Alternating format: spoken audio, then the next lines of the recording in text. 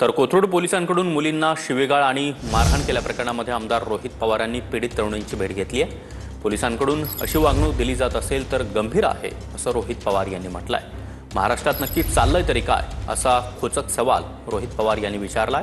पीडित मुलींना न्याय मिळावा अशी आमची भूमिका असल्याचंही रोहित पवारांनी म्हटलंय। सामान्य परिवारातल्या मुली त्यांच्या घरी विदाउट वॉरंट पोलीस येतं, त्यांना पोलीस स्टेशनला आणलं जातं, त्यांना धमकवलं जातं आणि दुर्दैवाने असंही कळतंय की जातीवाचकसुद्धा त्या मुलींना त्या ठिकाणी बोललं गेलं। तर मग ह्या सगळ्या गोष्टी असताना ते जेव्हा आपल्या हक्क बजावण्यासाठी पोलीस स्टेशनला जातात तेव्हा त्यांचा अर्जसुद्धा एक्सेप्ट केला जात नाही। हे कितपत योग्य आहे?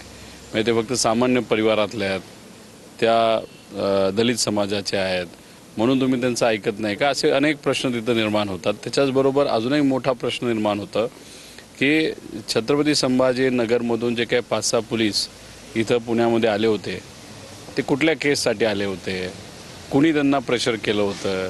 13-14 तास म्हणजे आता टोटल बघितलं तर 15 तासाच्या आसपास झाले फक्त तिथं दखल घेण्यासाठी।